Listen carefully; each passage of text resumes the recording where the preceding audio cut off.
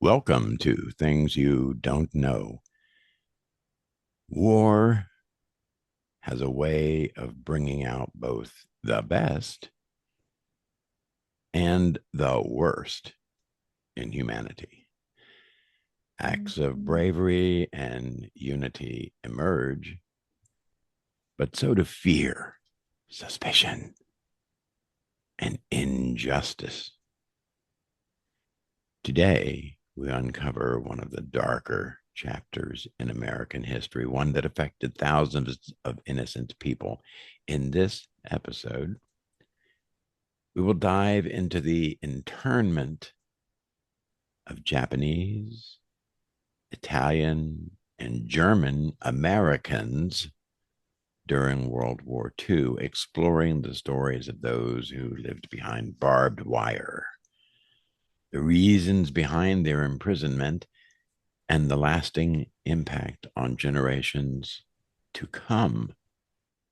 December 7th, 1941, the date that will live in infamy, as President Roosevelt said. The attack on Pearl Harbor sent shockwaves across the United States. Overnight, people of Japanese descent, many of them U.S. citizens, are viewed with suspicion. But they weren't the only ones. Italian and German Americans, despite their deep roots in American society, also faced discrimination and restrictions. As the United States entered World War II, the fear of enemy sabotage and espionage led to extreme measures, and thousands of innocent individuals suddenly found themselves labeled as threats. Bam! In February 1942, President Franklin D. Roosevelt signed Executive Order 9066, authorizing the forced removal and incarceration of Japanese Americans from the West Coast. Over 120,000 men, women, and children, 2/3 of whom were U.S. citizens, were sent to internment camps. Families were forced to leave behind their homes, businesses, and possessions. They were only given days to pack, bringing only what they could carry. The camps, located in remote and harsh environments like Manzanere and Tule Lake, were surrounded by barbed wire and armed guards. Hard to imagine, right?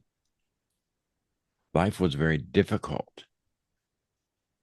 Cramped barracks, communal restrooms, like everyone used the same outhouses and restrooms. A constant sense of humiliation and loss. They'd left behind so many valuable things, their businesses, other things, their homes. You know, though lesser known, Italian and German Americans also faced government restrictions. As many as 600,000 Italian immigrants and about 11,000 German nationals, classified as enemy aliens, were subjected to curfews, travel restrictions, and even forced relocation. Yeah, internment camps too. Around 10,000 Italians were forcibly removed from their homes along the West Coast, and some German Americans were detained in internment camps alongside Japanese and Italian detainees. Locations such as Crystal City, Texas, and Fort Lincoln, North Dakota, housed many of those accused, often without trial or any evidence. Fishermen lost their boats, businesses were shuttered, and some families were separated. Unlike Japanese Americans, Italian and German Americans were not placed in, for the most part, in mass internment camps. But the impact of these restrictions was devastating, especially for first generation immigrants. Despite the hardships, those imprisoned in the camps found ways to endure. Japanese Americans formed schools, newspapers, Boy and Girl Scout troops, and sports leagues. Some young men even volunteered for military service, forming the famous 442nd Regimental Combat Team, one of the most decorated units in United States military history. Italian and German Americans, too, worked to prove their loyalty, with thousands serving in the U.S. military. Their resilience in the face of discrimination, their loyalty to a country that seemed to abandon them and subject them to injustice, remains a powerful testament to their strength. Years after the war, the United States government formally acknowledged the wrongs committed against Japanese Americans. In 1988, President Ronald Reagan signed the Civil Liberties Act, apologizing for the internment and granting reparations to survivors. Italian Americans did not receive formal recognition until 2000, and German American internees were only acknowledged in 2001. The scars of these wartime injustices remain, but so do the lessons about fear, prejudice, and the cost of abandoning civil liberties in the name of security. History has a way of repeating itself if we fail to learn from it. The internment of Japanese, Italian, and German Americans during World War II serves as a stark reminder of the dangers of fear-driven policies. It is up to us to ensure that such injustices are never repeated. Why? Why were so many more Japanese Americans placed in internment camps during World War II as compared to German or Italian Americans? Was racism a factor? And let's investigate that. In the aftermath of Japan's attack on Pearl Harbor, December 7th, 1941, as Dr. Deneen says, the day that will live in infamy, the United States government responded with an executive order that would change the lives of over 120,000 Japanese Americans. Executive Order 9066, as I already said, signed by FDR in February of 1942, authorized the forced removal and internment of people of Japanese ancestry, the majority of whom were U.S. citizens.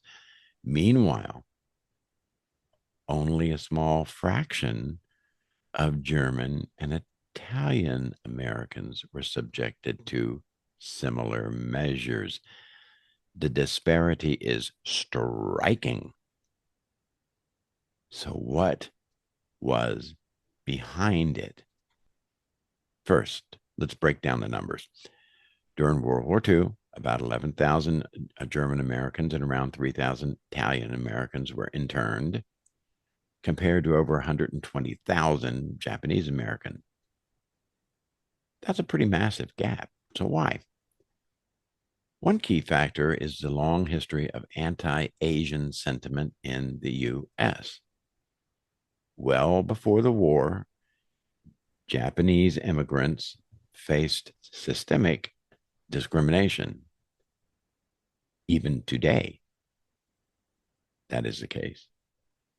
Laws like the 1924 Immigration Act barred Japanese immigration entirely, and many states had alien land laws that prevented Japanese immigrants from owning property. This foundation of exclusion made it easier to justify their removal when war broke out. Unlike German and Italian immigrants, who blended into the predominantly white American society, Japanese Americans were more easily identified due to racial differences. This made them an easy target for fear-driven policies. Racist stereotypes of the time painted them as inherently disloyal and sneaky, despite no evidence of sabotage or espionage. In contrast, Germans and Italians were often given individual hearings before being interred, while entire families of Japanese descent were forcibly removed from their homes on 72 hours' notice with no trial or due process. Beyond racism, economic and political factors played a role. Many Japanese Americans, particularly on the West Coast, were successful farmers and business owners. Some historians argue that economic envy contributed to their forced removal. White farmers and businessmen stood to gain a lot by taking over their land and businesses once they were sent to the camps. Furthermore, the war with Japan created an atmosphere of heightened fear. Unlike Germany and Italy, Japan directly attacked U.S. soil at Pearl Harbor, fueling public paranoia. Government propaganda often depicted Japanese people, regardless of citizenship status, as a monolithic enemy. Yeah, there's so many of them, and they're so different from us. Da da da da da. They look different. Look at their eyes. Look at their skin color. Oh, it's different. It's different. After the war, the US government slowly acknowledged the injustice. As Dr. Deneen already pointed out, in 1988, President Reagan signed the Civil Liberties Act, offering a formal apology and financial reparations to surviving Japanese American internees. However, the scars of internment persist. And many argue that this chapter of history serves as a cautionary tale against racial profiling and mass incarceration based on ethnicity. So, was racism a factor in why so many more Japanese Americans were interred compared to Germans or Italians? The evidence overwhelmingly suggests yes. While wartime fears played a role, deep-seated racial prejudices, economic opportunism, and political convenience made it easier for the US government to target Japanese Americans in ways that did not apply to other ethnic groups. Conditions in the internment camps varied, but were generally harsh. Japanese Americans were sent to remote, barren locations with extreme weather conditions. They lived in cramped, poorly insulated barracks with limited access to medical care and education. Food was rationed, and armed guards patrolled the perimeters. German and Italian internees often faced different experiences. Some were held in camps with better conditions, often due to diplomatic concerns. The Italians were released from the camps in 1943 when Italy changed sides and turned against Mussolini. While the German and Italian internees faced restrictions, they were not subject to the same level of collective punishment as the Japanese Americans. As I said before, in many cases, they were allowed individual hearings and were detained only if strong evidence of disloyalty was found.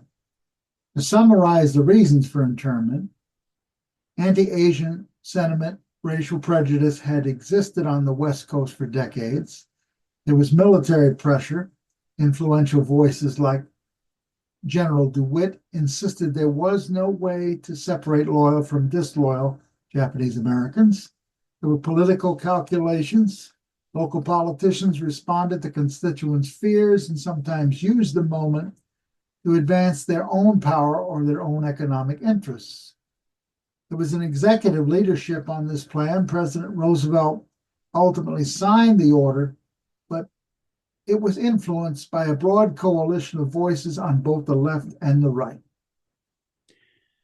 As we've said, Reagan signed the Civil Liberties Act, offering a formal apology and financial reparations to the surviving Japanese American internees.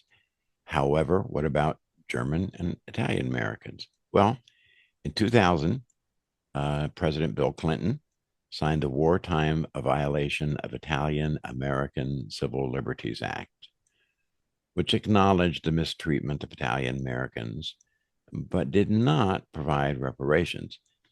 There was no equivalent official apology or reparations for Germans or Italians, probably because they didn't need the help to get back on their feet. I mean, when the Japanese were put in an internment camp, remember, they left everything behind except what they could carry. And, it is different. It is different. And why should it be different if we were really just protecting ourselves from people we were at war with? I mean, let's get real. Who really suggested the internment of the Japanese Americans during World War II and why? That's a question that takes some time to answer. Additionally, there's a popular question about whether it was mainly liberals, like President Franklin Roosevelt, who pushed for the internment, while conservatives, California Attorney General and future Chief Justice Earl Warren and FBI Director J. Edgar Hoover, were thought to have opposed it. Let's unpack the nuances and examine the roles of key players. As I said, the internment of the Japanese Americans was authorized in February 1942 when President Roosevelt signed Executive Order 9066.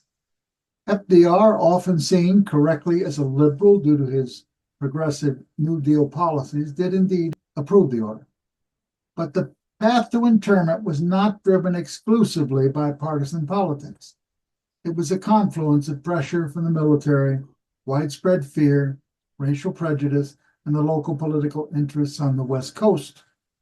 Many historians point to U.S. Army Lieutenant General John L. DeWitt, who was in charge of the Western Defense Command, as one of the most forceful advocates of removing Japanese Americans from the coastal areas. Public opinion on the West Coast also exerted pressure, with prominent newspapers and politicians demanding action. But it is oversimplifying to say that only liberals supported internment while all conservatives opposed it. American politics during World War II did not always map neatly onto the partisan divides we know today. Now let's take a look here. Stimson, Henry Stimson, who was the Secretary of War, he was a Republican who served under FDR's administration. Stimson supported the removal of Japanese Americans, which is a pretty good example that it wasn't just a liberal idea. There was also some public pressure. Local politicians of various parties, particularly on the West Coast, lobbied for removing Japanese Americans, some fearing sabotage or espionage. Others really driven primarily by racial prejudice. Now let's look at Earl Warren and J. Edgar Hoover. Now, Warren, as Dr. Deneen said, later became Chief Justice of the Supreme Court and led many progressive rulings. But in the early 1940s, he was the Republican Attorney General of California. Contrary to the idea that he opposed internment, Warren actually supported it at the time. He argued that there was insufficient information to separate loyal from disloyal Japanese Americans. He feared a fifth column threat, an enemy force within U.S. borders. He also wanted to avoid lynch mobs. As he said, we are guaranteeing their safety by putting them where they won't provoke violence. It seems a little twisted to me. I'm going to put you in jail so that you can, not get lynched. Hey, how about just protecting them from getting lynched? Huh? How about that? J. Edgar Hoover, who was the longtime director of the FBI, was indeed suspicious of any potential espionage or sabotage, and he was a very conservative guy. However, Hoover, J. Edgar Hoover, reportedly thought that mass removal was not necessary because the FBI, of which he was the head, was confident, showing his arrogance in some ways, that it could identify and monitor actual threats. Hoover's reservations were less about championing civil liberties across the board and more about believing his agency under his leadership could handle security concerns without resorting to blanket internment. So, to say that Hoover was opposed from a purely civil libertarian standpoint really is an oversimplification. As the FBI chief declared in a meeting with FDR in January 42, they bombed Pearl Harbor. We're leaving the Japanese in Hawaii untouched. What the hell are innocent Japanese being shipped out and arrested in California for?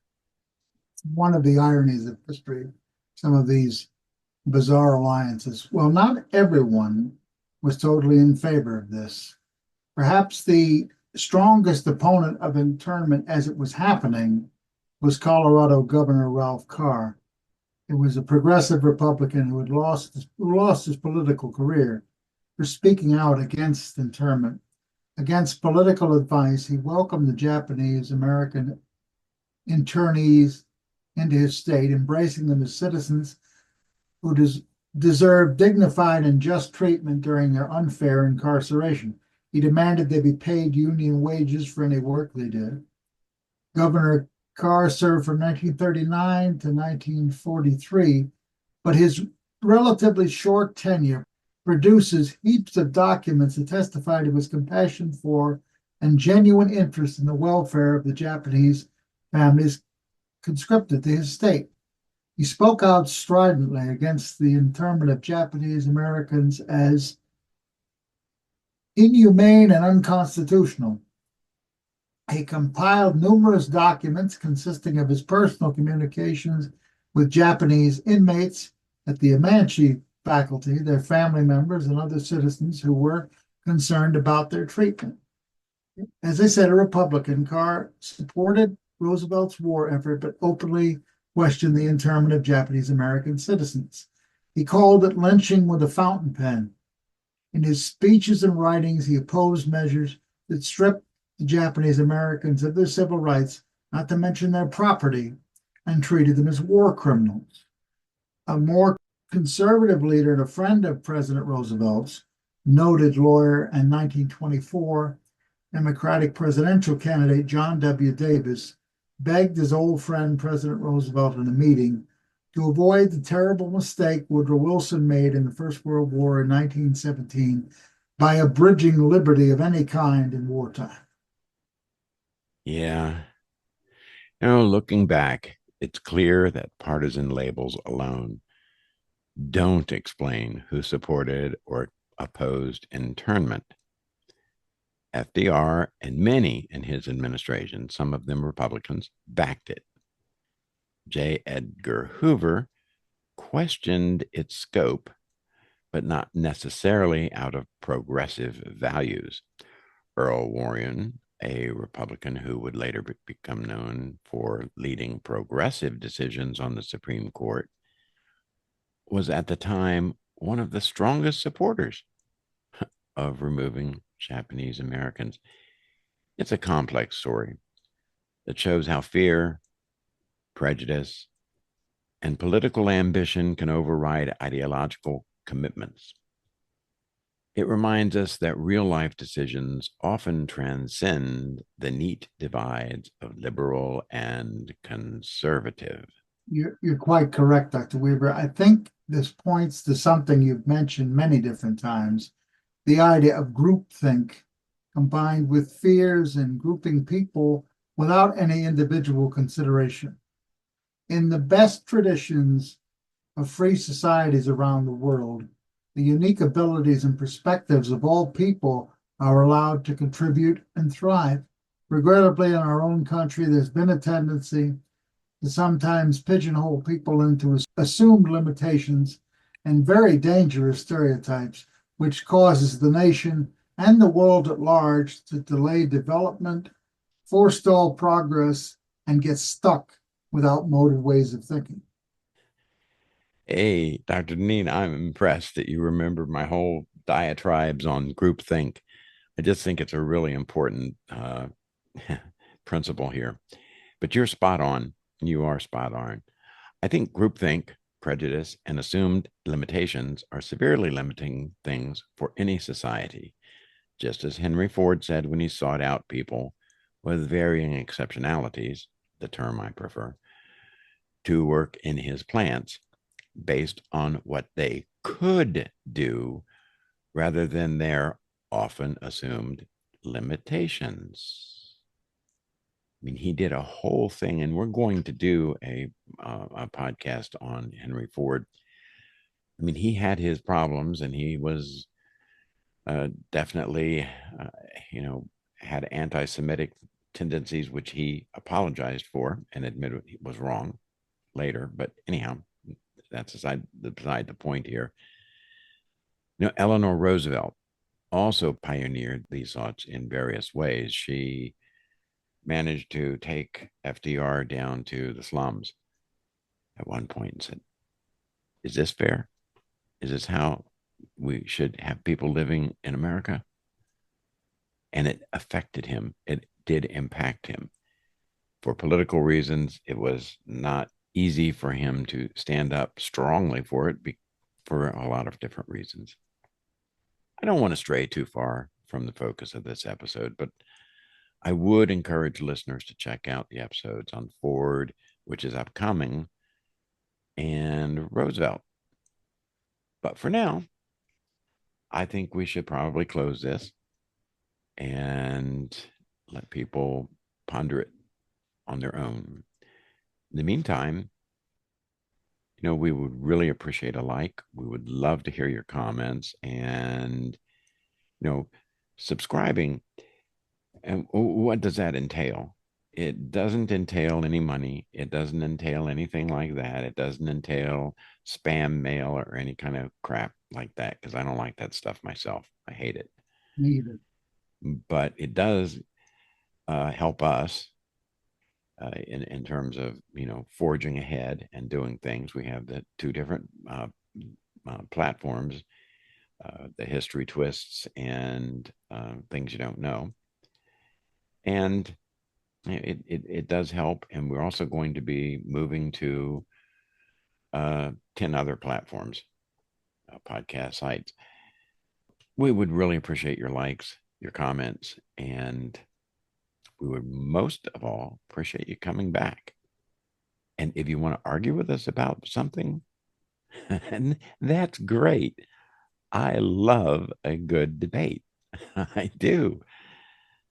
So, yeah. Anyhow, for now, bye. Let me echo what Dr. Weaver said. And my deepest thanks to our listeners for really taking our Powhatan Norse encounter and history twist to heart. It's only been up a few days, but there've been many listings. Check that out if you haven't. Check out this podcast and the wonderful ones we've done over the last few weeks, and both history twists and things you don't know. I think it will amaze and intrigue you. Before we go any further, I just also wanted to say If our listeners have some ideas, things that they would like to see us cover, by all means, let us know, and we will get on it as soon as we can. And if a listener would like to participate in presenting something, so much the better. We are happy to have it. I'm sorry to interrupt you, Dr. Deneen. Oh, that's quite all right. Absolutely. The more people involved, the better. But try both those podcasts, friends. And thank you for your support and your encouragement. It means a lot to both of us. Take care, everybody.